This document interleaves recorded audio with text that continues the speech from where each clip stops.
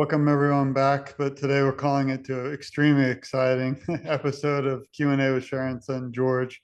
I was my mother's caregiver after she was diagnosed with Parkinson's disease until her passing. In her memory, we started TogetherForSharon.com to bring awareness and advocate toward a cure for all those still battling Parkinson today and their families, because I feel no one should ever be alone in this fight for a cure. Today's guest is someone I truly consider family because I had the honor to meet him. A lot of time our guests span around the world, France, England, US, but never had the opportunity to actually give the guest a hug. So I'm honored to have Ted with us today. He's not only someone who really inspires me to never give up, but I feel he'll be inspiring you if you haven't been watching the news lately. So welcome to the show. It's really such an honor to have you with us today. I'm glad to be here. Thanks for having me. Maybe you could tell everyone a little bit about yourself to start us off today. I'm living with Parkinson's, so I'm traveling the road. I'm a journalist. I've been in television news for the past 39 years, and since my diagnosis, I've tried to do as many stories as I can to kind of get awareness up there for advocacy and just to do my part. You know, when something bad happens to you, if you can do something good with it, then you're in good shape. And not everyone has the same platform that I have or the same management that is so supportive of me. CBS has been wonderful. My station in Miami's been wonderful, letting me do these different stories to raise awareness about Parkinson's. I really want to thank you again for your time and sharing that. Also, we send our love and support to the whole family with the loss of your dad, who I feel will live on forever, not just through this show, but I'd like to dedicate today in his memory, if it's okay with you. That would be just fine. Thanks so much. We have so much to talk to, and I always say so little time, but this time means a lot. We've done over 250 or 60 shows. One area of the world I'm sad, and you bring important light, out of the darkness, is the media. I find in my experience, 6 years doing this, it's been extremely hard to get attention and raise awareness. I don't know if it's just me or I'm not doing something right, but every year around April for Parkinson's Awareness Month, I send 15 written letters on nice letterhead that says lawyer, cop, and PhD, but it doesn't seem an advocate. But just asking big stations, little stations, and local stations to bring awareness for a cure. Obviously, I can't bring my mother back, but I don't want individuals like yourself to ever feel alone like I did, or have to go through what my mother did. Just curious, since you kind of bring us such a positive light and amazing, results, what do you think, in your view, is the problem with awareness, and why can't we get the world on board? Well, that's a good question. Media these days is it's it is difficult sometimes to try and get attention. I find that the best way to do it is when you're able to personalize a story. So if you're talking about Parkinson's, the best way to do it is through the eyes of someone who's living with it and how they're surviving, how they're thriving. That's the best way that I find to do stories that are meaningful, impactful, and effective, and to really get the attention of the media, just to really hone in on someone's particular story and how they're dealing with it. Again, my whole thing is survive and thrive. And when you can really show that through media, I think that really makes for an effective story. Yeah, I mean, I love every time you do post something, we share it, of course, but around the world for awareness. And I just think you're tapped into an area that's so important. I think it's really one of the most underrated areas of media in the world for this. We do hope everyone out there is listening and will support all that Ted's doing in the show. I found it when I started, it was not easy. Never got to tell you, but obviously, no, I don't have Parkinson's today. I'm no longer someone caring for someone who's living with it, but someone who lost her battle. And I find it's I had some kind of negative type situations where people weren't sure what I was doing or why. Why would this guy want to keep helping when he can't bring his mother back? Thankfully, over time, it's definitely shifted. Now we've got incredible support and amazing individuals like yourself in my life, who I find there's a lot of light from the darkness. I would never have met and had the incredible relationships like we have if it wasn't for continuing to fight. I wish the media would also never forget those we've lost to Parkinson, because I feel if we bring back all those people, it's probably 30, 40 million who might have been affected by it, but their loved ones no longer here, we might have a bigger voice. But like I said, the awareness I think you're bringing is so powerful and should be even more than commended, and thankful for all that you do. Well, thank you. And, again, I'm very fortunate that my management at my station and with CBS have been so supportive and behind me to do this. As a matter of fact, we had a fundraiser in Fort Lauderdale about a week and a half ago, and the whole management team was there supporting me and supporting the cause, supporting raising awareness of Parkinson's. So I feel very fortunate. I appreciate their support too, because they're also helping you bring a voice that's really needed for the world. One question which you probably get a lot is, one of my heroes is Michael J. Fox, and the reason is, and I had the honor to meet him, but he could have been, led a private life. There's nothing wrong with that. Obviously, it's reasonable. Many do, but he decided not to do that. He decided to, stand up and speak out. And that's something I admire in you, because you could have kind of been quiet. And this is a big thing, going to the media, even though you're in the media. What was that kind of determining factor that said, I need to kind of be a voice for so many who may not have one? I think there were a few things.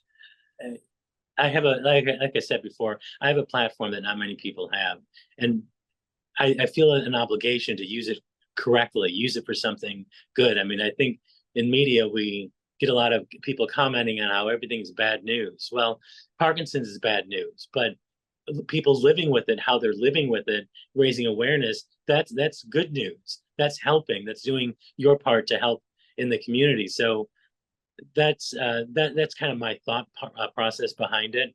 It is kind of weird to be the subject of a story as opposed to the storyteller, which I'm used to being.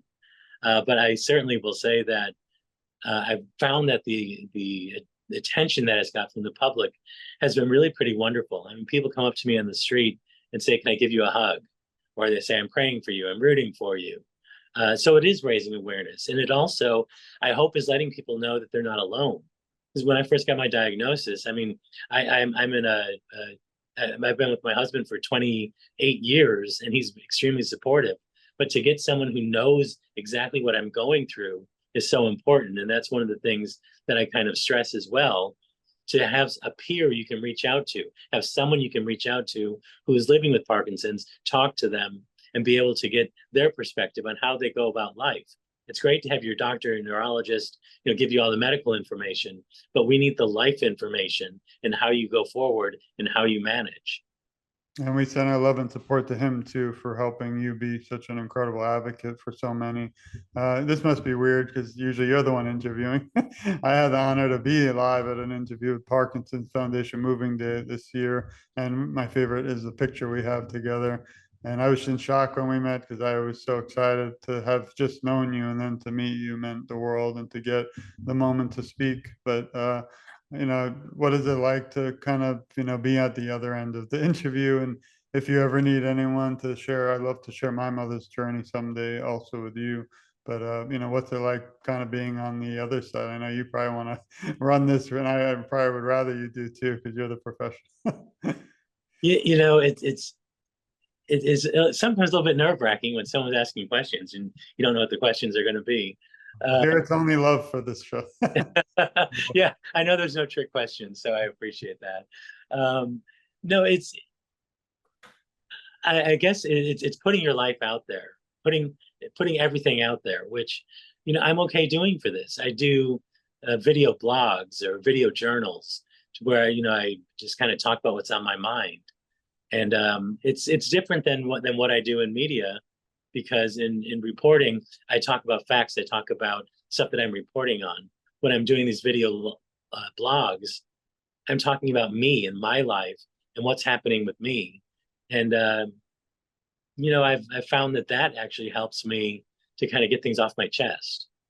But going back to the question, it is kind of weird to be interviewed by someone. But I hope that people who hear my story and know that you can live with Parkinson's disease, you can survive, you can thrive. I hope that message gets portrayed and to let people know you're not alone. Yeah, I mean, I think it's so powerful, every word you say and all the things you do, because you really are reaching the world. And I feel even if we reach one person this morning who, might feel alone, and now through our talk and your courage has now changed their life for the better, I feel we've done a huge accomplishment. So thank you again for that. Wanted to share now for a moment a few beautiful and inspiring areas that you've worked on. Again, with CBS News Miami, and you've won multiple Emmys. I think they should be behind you right now. I want to see them one day. But this is a little bit more about Ted's background. Also, you can follow him at Twitter like we do, and also Facebook, and also on Instagram. So I love the social media. We'll share all the links to everyone. I want to get your followers up to 1 million, and everyone knows I won't rest until we do that. And I also, appreciate it. and then, one more area I wanted to just touch on is the support you've now provided back to organizations like us also, because it means a lot today, but also the Parkinson's Foundation. What was that moment you discovered them? Are there other organizations you've been working with? I love when everyone teams up because I feel we have to be a family in this fight toward a cure. So far I mostly work with the Parkinson's Foundation, simply because they're in our community. Hmm. Their Florida headquarters is in Miami, so it's just been kind of a natural working with them. Of course, I'm not opposed to working with others because my goal is not to. I'm not beholden to anyone. I just want to get the information out there. So I also work a lot with University of Miami, with their researchers, with their doctors, simply because they have the biggest program, one of the biggest programs in South Florida, and they've been very receptive to working with me and doing stories with me. I appreciate it. So I will also add all those links so everyone could join you. Now we get to the part of the show, which I always say is the most fun, even though the whole show's fun. That's where we ask you a few questions. But as we start, I was wondering if you can list 3 words that describe who you are. These are where we get to the Barbara Walter questions. Yeah, I think hers is if you're a tree. Who would? Yeah.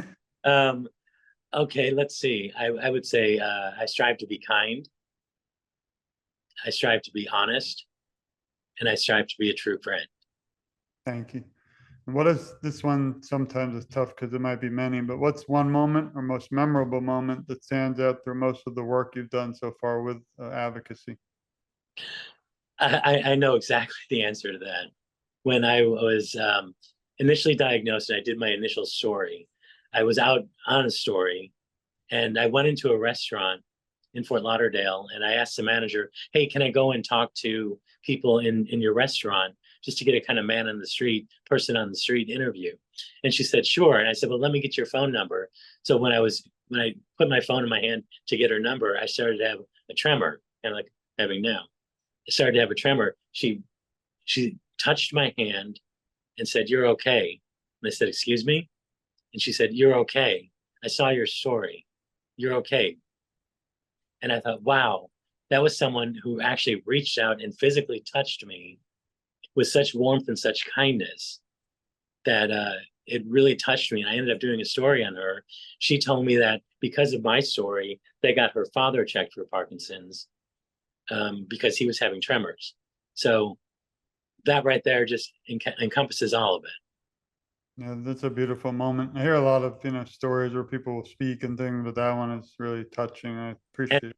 and her name, surprisingly and ironically, is Sweet. That's cute.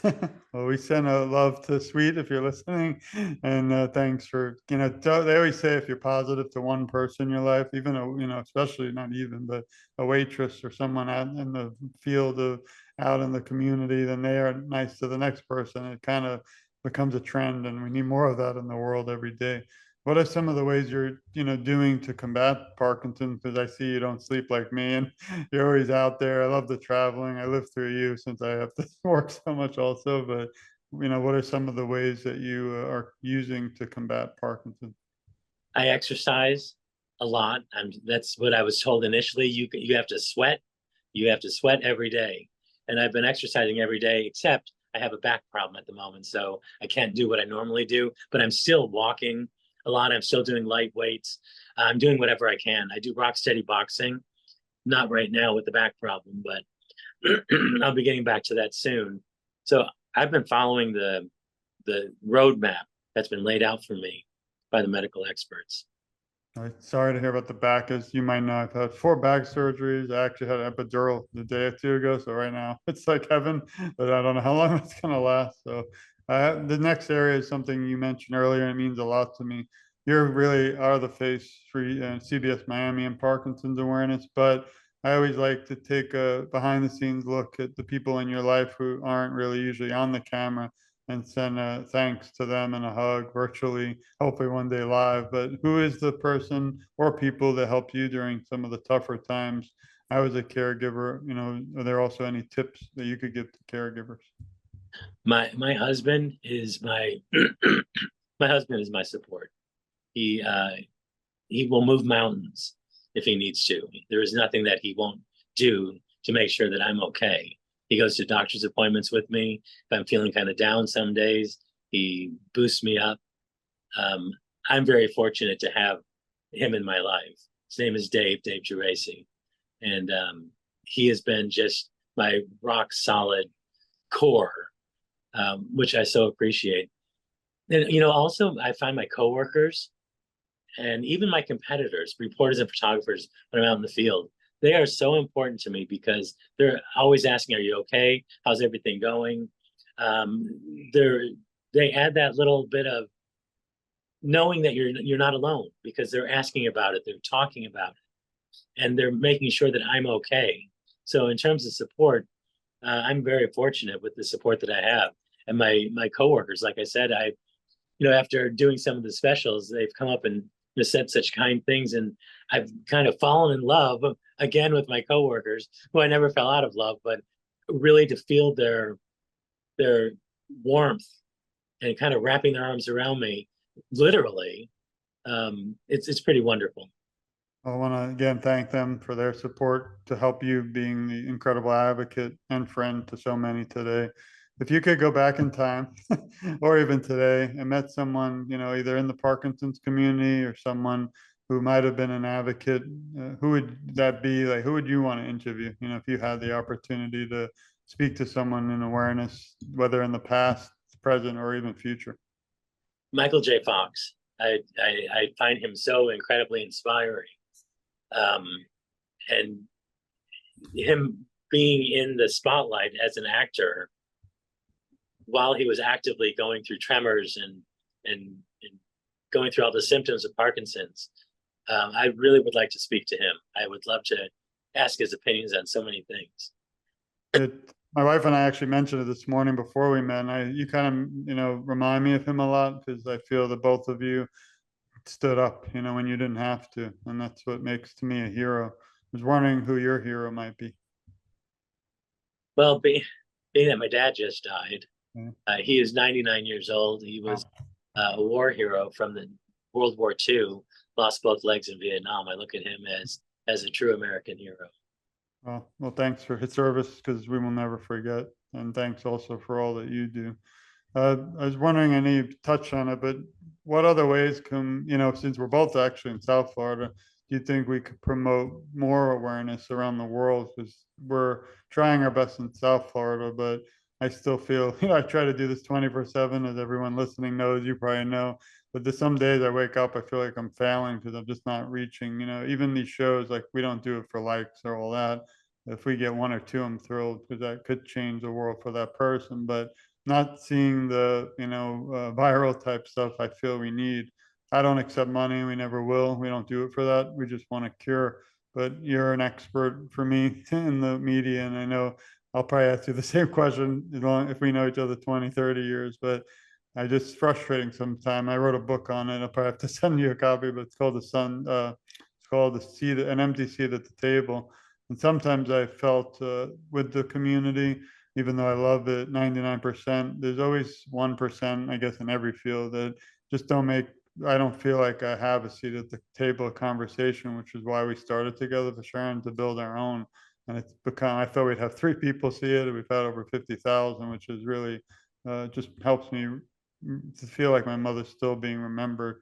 But is there, there's no secret and there's no right answer. I'm just curious, 10 years from now, how can we get more awareness? Because I don't know if you heard a story done recently.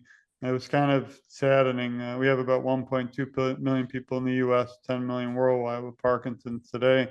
They believe in 20 years there'll be 21 million people. So I feel like it's discouraging. Obviously, I'll never stop. But is there any advice you might have? I know it's kind of newer to hear these things, but also you don't have to respond if you don't want to. This is not the regular press. I mean, how to get more awareness? I think it's through social media, Yeah. and I'm trying to I'm trying to get there with social media. I'm not there, but I think when we raise awareness on social media in those 1 minute videos, those 1 minute candid videos, you can keep people's interest. So that kind of gets the topic out there. And what I find is that most people who come up to me on the street and say, "Hey, I saw your story. How are you doing? What's happening? My dad has Parkinson's. My grandfather has Parkinson's. My great aunt has Parkinson's." People can relate to Parkinson's because pretty much everyone knows somebody who has it and who's living with it, or who lived with it and is, a grandfather or grandmother who passed away. But people, you can relate to that.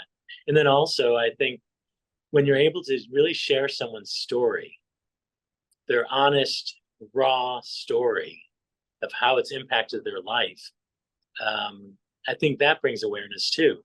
And I just did something on caregivers, and the people that I interviewed were so raw and so honest that originally my idea wasn't to do something on caregivers. That was just going to be a part of a bigger piece. But eventually that became the whole thing, the whole 30-minute special, because they were so strong. And I think when you have advocates like that, who you can really focus on, it helps to get awareness out there. Thank you. And this is a fun one. If you might have already been asked, but if you're asked to write a script to a movie about your life story, what would you name it, and what actor would play your role? um, ooh, probably lights, camera, action. I Uh, like. who who would who would play my role? Wow. Um, No pressure. Maybe Brad Pitt. I like. We didn't get that one. I was thinking more George Clooney. Oh, George Clooney would work. Yeah, yeah. Either one of I, I really want to, thank you as we I never say this at the end because I feel it needs to be continued. And as you said, I feel when the lights, camera, and literal paparazzi leave the show today, this must continue the message because until we have a cure at everybody's doorsteps around the world, we still have work to be done. But as we wrap up today, if you could leave the Parkinson's community with some words of encouragement, what would they be? survive and thrive. That's my whole that's my whole mantra. Survive and thrive. And when your neurologist tells you to exercise, get your butt out there and exercise. And we all have bad days, but don't wallow. Don't wallow in the negative. Look for positives. My positives are I'm in better shape than I've ever been in because I've been exercising.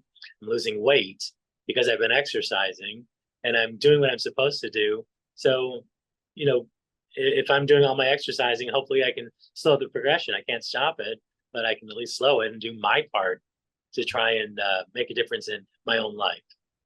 Well, I have to tell you, not only do I send love to you, the whole family, and also thinking of you and your dad right now, but this time today means more than words. I say it a lot, but will ever describe. I've been excited this day I heard your story, and then from the day we actually met until today, and I do hope for many more times to advocate together. I have a little message for you, Ted, and everyone listening. We love you, we support you, we care a lot about you, and you're never alone. I, along with Ted, will advocate for you, and I feel our voices are so much stronger together. And I always wrap up each show saying I'm just getting started because although I've been doing this for 5, 6 years, sadly, the days I feel terrible or want to give up, maybe I have issues or just the world going on, and it's not always the positive. I look to you, Ted, and even your, social media and the good. And it makes me realize that I can't give up because I want to be right by your side and also every one of you listening until there's a cure. So thanks, Ted. Your time again, your friendship mean more than anything I can ever really wrap up with today. Thank you so much and keep up the good work. Thanks, and thanks to everyone listening. This has been another episode of Q&A with Sharon's son, George. Please stay tuned. We have more to come because we still have work to be done. And Ted and I will be right by your side fighting until that day we have a cure. Love you all. Thanks.